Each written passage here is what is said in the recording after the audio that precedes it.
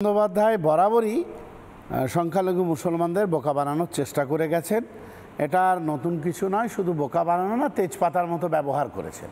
কিন্তু তাও তো সবচেয়ে বেশি ভোট পান সংখ্যালঘুদের। হ্যাঁ, সেটা সংখ্যালঘুদের বোকা বানানোর জন্য, সংখ্যালঘুদের বারবার মিথ্যা প্রতিশ্রুতি দিয়ে মমতা বন্দ্যোপাধ্যায় বোকা বানিয়েছেন। মমতা বন্দ্যোপাধ্যায় আপনি এইমাত্র যে দেখালেন যে উনি বলেছিলেন যে ওয়াকফ অ্যামেন্ডমেন্ট অ্যাক্ট ওয়েস্ট বেঙ্গলে লাগু হতে দেবো না। আমরা বারবার মানুষকে বোঝাচ্ছিলাম এবং মানুষ কিন্তু সরতে শুরু করেছে মমতা ব্যানার্জির থেকে। সংখ্যালঘুরা মমতা ব্যানার্জির পাশ থেকে সরতে শুরু করেছে, আর সেই জন্য উনি আবার এসআইআর নিয়ে মিথ্যাচার করছিলেন, এসআইআর নিয়ে মুসলমান সমাজকে ভয় দেখানোর চেষ্টা করছিলেন। আমরা বারবার বলছিলাম যে পশ্চিমবঙ্গ ভারতবর্ষের অধীনে একটা রাজ্য, এখানে ওয়াকফ অ্যামেন্ডমেন্ট অ্যাক্ট লাগু হতে দেবো না এই কথা বলে আসলে মুসলমানদের বোকা বানানোর চেষ্টা করা হচ্ছে। बांटने से देश बढ़ जाएगा, कमजोरी पड़ जाएगा। हम नहीं कह सकते हैं कि हमारा प्रॉपर्टी लेने का हक किसी का नहीं है, वैसे और किसी का प्रॉपर्टी लेने का हक हमारा भी नहीं है। और माइनॉरिटी लोगों को हम एक बात कहते हैं,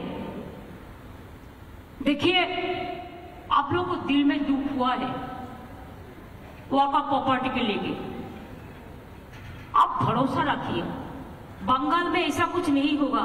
please remember when Didi is here, Didi will protect you and your property.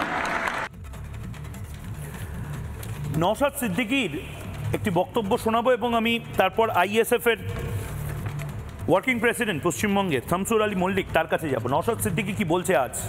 আমার তো নওশাদকে শোয়ে ডেকে জিজ্ঞেস করার একটা ইচ্ছা যে তার মানে মমতা বন্দ্যোপাধ্যায় নওশাদদেরও বোকা বানালো। শুনুন। মমতা ব্যানার্জি দ্বিচারিতা পশ্চিমবাংলার সংখ্যালঘু সমাজের মানুষকে ভাবতে হবে যে কি লেভেলে দ্বিচারিতা করছে। সরাসরি বিজেপির যে ইস্যুগুলোতে সমর্থন না করলেও ঘুরিয়ে সমর্থন করছে। ওয়াকফ সংশোধনী আইনের বিরুদ্ধে যখন আমরা আন্দোলন সংগঠিত করছিলাম গণতান্ত্রিক প্রক্রিয়ায়, আমাদেরকে নামে মিথ্যা মামলা দিয়েছে। এই মমতা ব্যানার্জি 9 এপ্রিল একটি ধর্মীয় অনুষ্ঠানে গিয়ে বলেছিল যে পশ্চিমবাংলায় ওয়াকফ অ্যামেন্ডমেন্ট অ্যাক্ট লাগু হতে দেবে না। এতদিন তিনি কি ঘুমাচ্ছিলেন? উনি তাহলে কেন বলেছিলেন যে ওয়াকফ সংশোধনী আইন পশ্চিমবাংলায় লাগু হতে দেব না? মুসলিম সম্প্রদায়কে নিয়ে ছেলে খেলা কেন করেছেন? এই মমতা ব্যানার্জি নাকি আপনার ওয়াকফ সম্পত্তি বাঁচাবে কেন্দ্রে নিয়ে আসা আইনের নাকি বিরোধিতা করছে, নাম কাস্তে বিরোধিতা করেছে।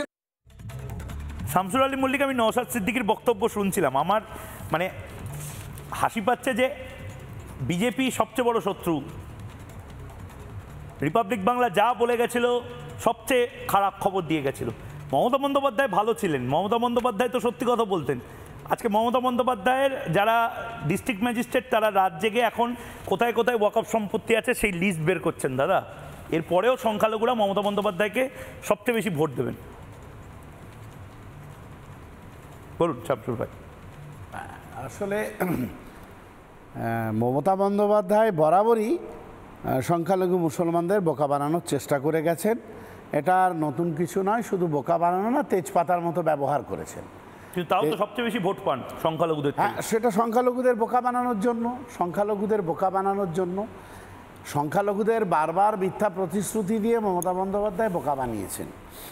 মমতা বন্দ্যোপাধ্যায় আপনি এইমাত্র যে দেখালেন যে উনি বলেছিলেন যে ওয়াকফ অ্যামেন্ডমেন্ট অ্যাক্ট ওয়েস্ট বেঙ্গলে লাগু হতে দেবো না। আমরা বারবার মানুষকে বোঝাচ্ছিলাম এবং মানুষ কিন্তু সরতে শুরু করেছে মমতা ব্যানার্জির থেকে। সংখ্যালঘুরা মমতা ব্যানার্জির পাশ থেকে সরতে শুরু করেছে, আর সেই জন্য উনি আবার এসআইআর নিয়ে মিথ্যাচার করছিলেন, এসআইআর নিয়ে মুসলমান সমাজকে ভয় দেখানোর চেষ্টা করছিলেন। আমরা বারবার বলছিলাম যে পশ্চিমবঙ্গ ভারতবর্ষের অধীনে একটা রাজ্য, এখানে ওয়াকফ অ্যামেন্ডমেন্ট অ্যাক্ট লাগু হতে দেবো না এই কথা বলে আসলে মুসলমানদের বোকা বানানোর চেষ্টা করা হচ্ছে। উনি একদিকে এইসব কথা বলছেন, আবার মুর্শিদাবাদে গিয়ে উনি সেখানে তার এমপিদের সামনে পাশে বসিয়ে রেখে উনি বলছেন ওয়াকফ নিয়ে কোনো আন্দোলন চলবে না, ওয়াকফ নিয়ে কোনো প্রতিবাদ চলবে না, ওয়াকফ নিয়ে গুলোগুলি করবেন না। যদি ওয়াকফ নিয়ে গুলোগুলি করেন তাহলে আমার থেকে বড় শত্রু কেউ হবেন না। মমতা ব্যানার্জি এই কথা বলার পর থেকেই বাংলার সংখ্যালঘু মুসলমানরা তার কাছ থেকে দূরে সরতে শুরু করেছে। সংখ্যালঘু মুসলমানদের মধ্যে এক শ্রেণীর কিছু নেতৃত্ব আছে যারা বেনিফিটেড হয়, ওই চুরির বেনিফিট, তারা কাটমানির বেনিফিট, আর তারাই দালালিটা করে, আর সেই দালালি করে মানে সংখ্যালঘুদের ভোট তারা কেনবার চেষ্টা করে, সংখ্যালঘুদের বোকা বানিয়ে ভোট করার চেষ্টা করে। মমতা ব্যানার্জি এটা বুঝতে পারছিলেন বলেই আবার মুসলমানদের বোকা বানানোর জন্য উনি বললেন যে এসআইআর হতে দেবো না, এসআইআরে কোনো মুসলমানের নাম বাদ যেতে দেবো না, এই সমস্ত কথাবার্তা উনি বললেন। এখন প্রশ্ন আপনার এই চ্যানেলের মধ্য দিয়ে মুখ্যমন্ত্রীর কাছে প্রশ্ন, যে আপনি এই যে ওয়াকফ আইন লাগু হতে দেবো না বললেন, আর মুসলমান সমাজ তারা, মুখ্যমন্ত্রী বলেছেন, আপনি একটা ডেজিগনেশনে বসে আছেন, আপনি এই কথা বললেন, আর মুসলমান সমাজের হাতে কিন্তু মাত্র 15 দিনও সময় নেই, যার মধ্যে উম্মিদ পোর্টালে নথিভুক্ত করতে হবে।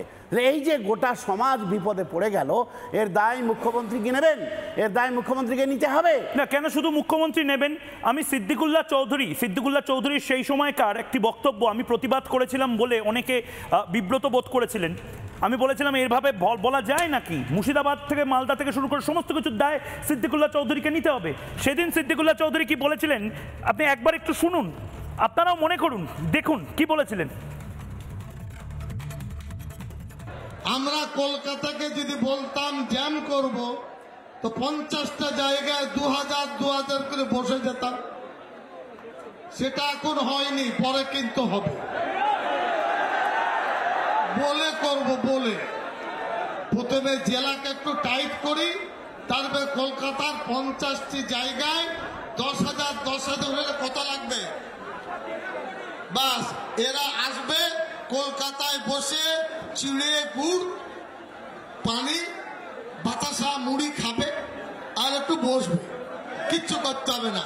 তো দেখবেন টনকটা কেমন নড়ে। নানা ধরনের কন্টেন্ট দেখার জন্য লাইক করুন, শেয়ার করুন আমাদের ফেসবুক পেজ, সাবস্ক্রাইব করুন আমাদের ইউটিউব চ্যানেল।